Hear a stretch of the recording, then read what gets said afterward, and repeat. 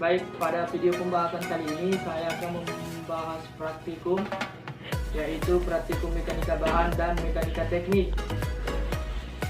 Pada kali ini saya akan membahas tugas pertama, yaitu tugas dari mekanika bahan. Adapun bahan yang ingin saya perhatikan yang pertama yaitu kerikil. Di sini sudah ada kerikil 2 liter sesuai dengan yang ditentukan. Kemudian ada semen itu 1 liter. Kemudian ada pasir itu sekitar 3 liter. Oke, selanjutnya sebelum saya menjelaskan sifat-sifat dari kedua agregat tersebut, yaitu agregat kasar maupun agregat halus, terlebih dahulu saya akan menjelaskan fungsi agregat tersebut. Agregat berfungsi sebagai bahan pengisi atau filler pada campuran beton. Agregat mengisi 60-80% dari volume beton. Oleh karena karakteristik kimia, fisik, dan mekanik, agregat yang digunakan dalam pencampuran sangat berpengaruh pada sifat-sifat beton yang dihasilkan seperti kuat tekan, kekuatan, durabilitas, berat, biaya produksi, dan lain-lain. Baik, selanjutnya saya akan menjelaskan sifat-sifat dari agregat kasar.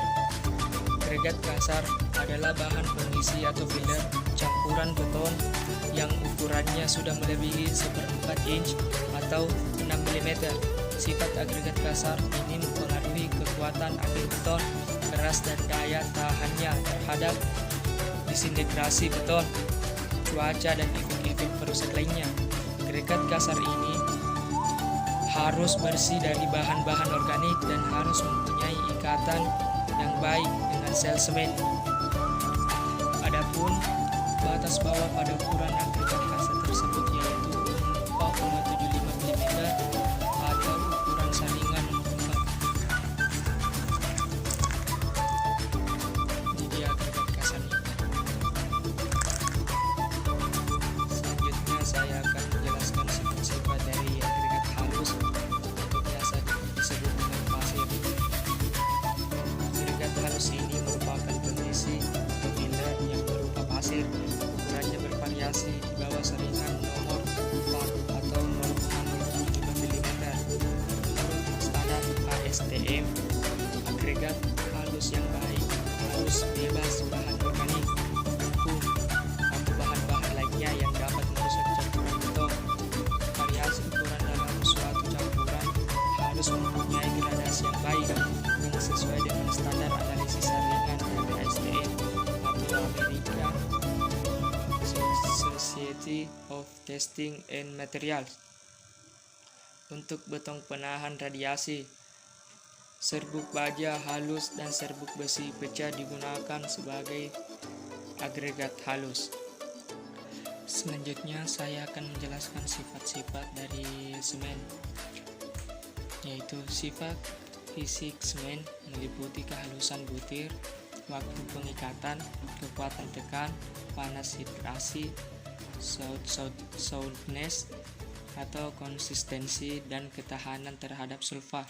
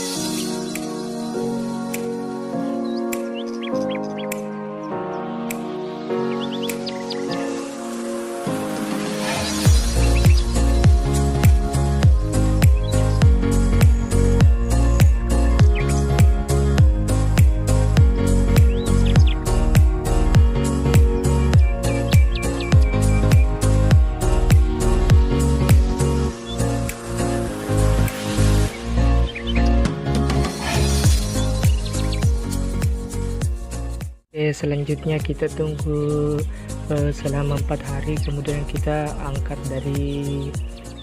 pisahkan dari cetakannya. Inilah hasil dari praktikum saya, yaitu praktikum mekanika bahan.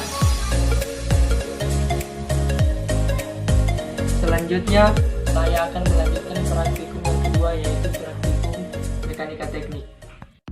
Sebelum saya lanjut ke pembahasan videonya, terlebih dahulu saya akan menjelaskan poin-poin dari tugas saya. Yang pertama yaitu menjelaskan struktur bangunan, kemudian yang kedua yaitu menjelaskan elemen non-struktur, kemudian yang ketiga menjelaskan beban angin, kemudian beban mati dan juga beban hidup.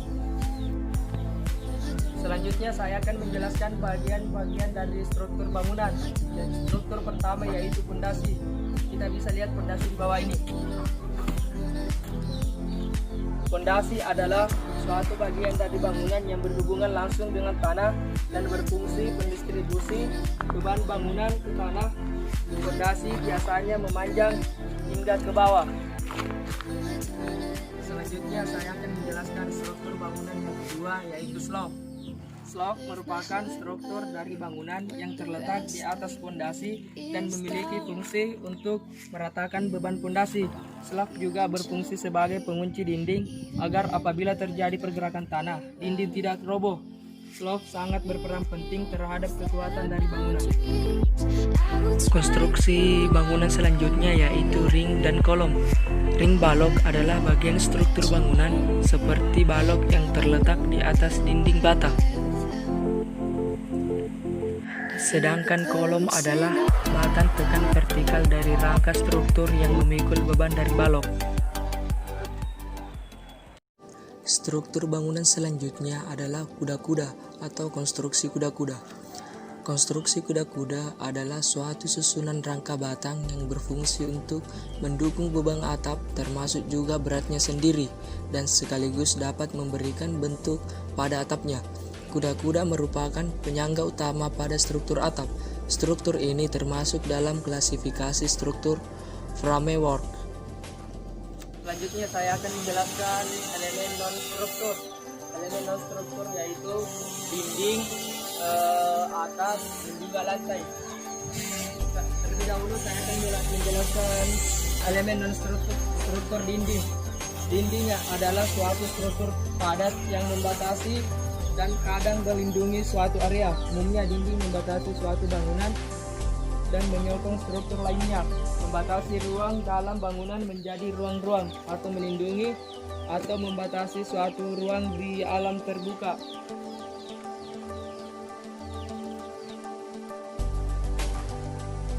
Elemen non-struktur selanjutnya yaitu atap.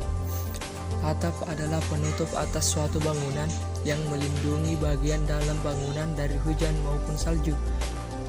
Bentuk atap ada yang datar dan ada yang miring. Walaupun datar harus dipikirkan untuk mengalirkan air agar bisa jatuh.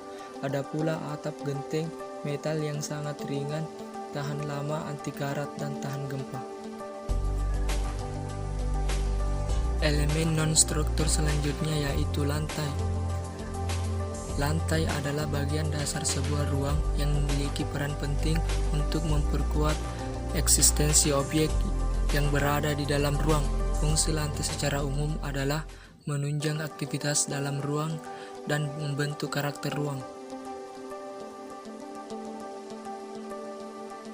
Selanjutnya saya akan menjelaskan apa itu beban mati. Beban mati adalah segala sesuatu bagian struktur yang bersifat tetap, termasuk dalam hal ini berat sendiri struktur. Sebagai contoh adalah berat sendiri seperti lantai, tangga, dan dinding. Kemudian beban hidup. Beban hidup adalah semua beban yang terjadi di suatu gedung atau bangunan lainnya yang dapat berpindah tempat, misalnya seperti manusia, hewan, dan kendaraan. Dan yang terakhir yaitu beban angin. Beban angin adalah semua beban yang bekerja pada bangunan atau bagian bangunan yang disebabkan oleh selisih dalam tekanan udara. Beban angin diperhitungkan karena angin besar yang dapat menekan bangunan dan mempengaruhi kekuatannya. Bila kecepatan angin di suatu daerah rata-rata konstan, maka hal ini dapat disebut dengan statis. Itulah tadi video pembahasan praktikum saya. Lebih dan kurangnya mohon dimaafkan. Assalamualaikum warahmatullahi wabarakatuh.